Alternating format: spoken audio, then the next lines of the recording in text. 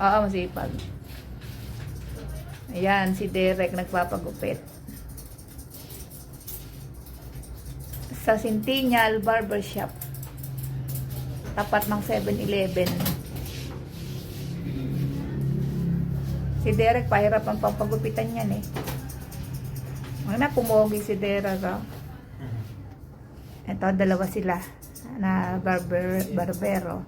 Ayun yung presyo ng gupit, 80. Punta na kayo rito sa barbershop na Centennial Barbershop. Naka-aircon dito. Kaya lang nakakaanto kasi ma-aircon eh. Hindi na mahirap mag-intay kasi dati mainit. Eh ngayon okay lang kasi naka-aircon. Free wifi pa, madam.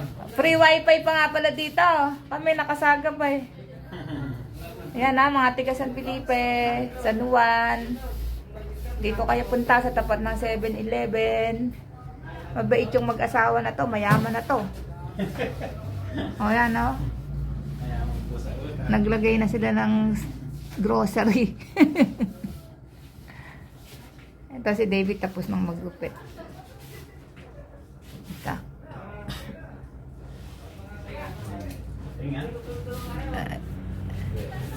Ayan na si Derek, oh. Di ba pogi ni Derek? Eh, yung pupuntang artista sa inyo?